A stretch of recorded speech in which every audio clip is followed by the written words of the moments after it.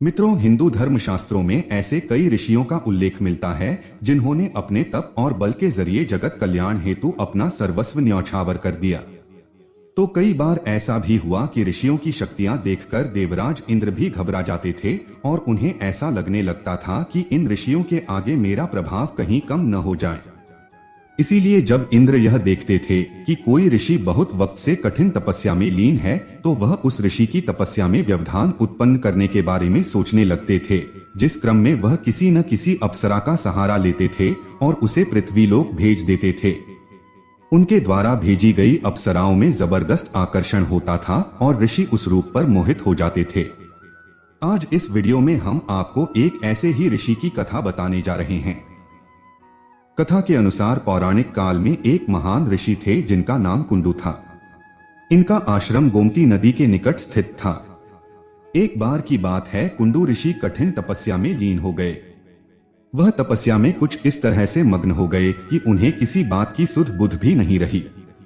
जब इंद्र को यह बात पता चली तो हमेशा की भांति उनको डर सताने लगा कि इस तपस्या के बाद तो ऋषि के पास कई अद्भुत शक्तियां आ जाएंगी और आगे चलकर कहीं वह मेरे स्वर्ग पर आसीन न हो जाएं। इस डर के भाव को अपने मन में समाये इंद्र ने एक तरकीब सोची कि क्यों न किसी तरह ऋषि कुंडू की तपस्या में बाधा उत्पन्न कर दी जाए, यानी उनकी तपस्या को बीच में ही भंग कर दिया जाए। अपनी इस योजना को सफल बनाने के लिए उन्होंने ब्रह्मा लोचा नाम की एक बेहद ही खूबसूरत और कामुक अप्सरा को अपने पास बुलाया। ब्रह्मा लोचा की सबसे बड़ी खासियत उसकी आंखें थी। एक बार उसकी कजरारी आंखों को जो भी देख लेता था वह उसमें खो जाता था। इंद्र ने उसको सारी बात समझाई। इंद्र की बात सुनकर बिना कोई सवाल किए पृथ्वीलोक के लिए वह निकल गई।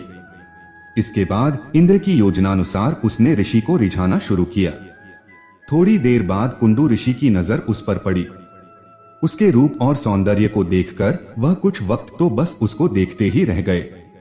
खासकर ब्रह्मा लोचा की आंखों ने उनको सबसे ज्यादा प्रभावित किया था और वह उसे लेकर मंदराचल पर्वत की गुफाओं में चले गए। उसका आकर्षण इतना प्रबल था कि ऋषि उसी में खो गए और 100 वर्षों से अधिक समय तक उसके साथ भोग विलास किया। इतने वर्ष बीत जाने के बाद एक दिन उस अप्सरा ने ऋषि से कहा कि हे ऋषि, अब मैं स्वर्गलोक जाना चाहती हूँ, इसलिए आप अब मुझे प्रसन्नता के साथ विदा कर दीजिए। यह बात सुनकर ऋषि कुंडू काफी उदास हो गए और बोले कि हे देवी, तू कुछ दिन मेरे साथ और गुजार लो, यही मेरी इच्छा है, समझो ना। ऋषि के मुख से ऐसी बातें सुनकर अप्सरा ने बोला, मैं आपके मन को दुखी नहीं कर सकती। ठीक है, मैं कुछ दिनों तक आपके साथ ही रहूंगी।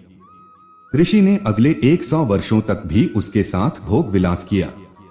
पुनः ब्रह्मा लोचा ने कहा, हे ऋषि, अब तो मुझे आप जाने दीजिए।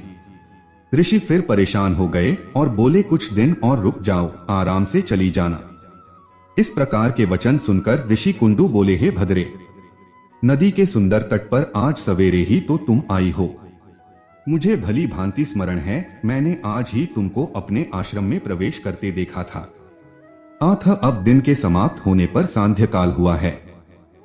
मुझे तो लगता है कि तुम मेरा उपहास कर रही हो।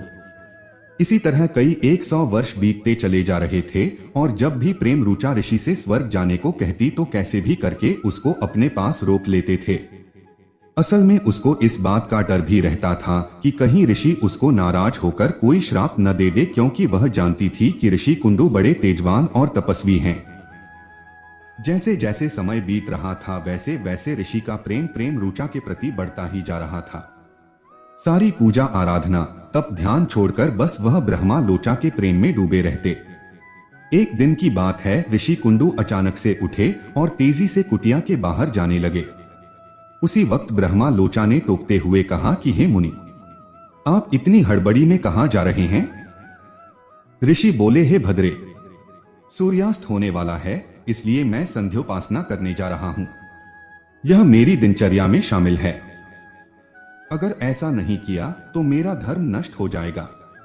यह सुनते ही ब्रह्मा लोचा के चेहरे पर मंद मंद मुस्कान आ गई और बोली, हे ऋषि, क्या आज 900 वर्षों बाद पहली बार सूर्य अस्त हुआ है? आप संध्यावंदन नहीं करेंगे तो आपका धर्म नष्ट हो जाएगा। मैं तो जब से आपके साथ हूं, मैंने तो कभी आपको संध्योपासना करते नहीं देखा। उसके बाद ऋषि को पता चला कि वह इस अप्सरा के जाल में फंसकर अपने धर्म कर्म से विमुख हो गए हैं और फिर वह तपस्या करने को चल दिए। तो मित्रों, उम्मीद करता हूं कि आपको हमारी वीडियो पसंद आई होगी। अगर पसंद आई हो तो इसे ज्यादा से ज्यादा लाइक और शेयर करें। साथ ही ऐसी ही पौराणिक कथाओं के लिए हमारे चैनल धार्मिक विचार को भी सब्सक्राइब करें। फिलहाल आज की वीडियो में इतना ही। आप हमें दें इजाजत। आपका बहुत बहुत शुक्रिया।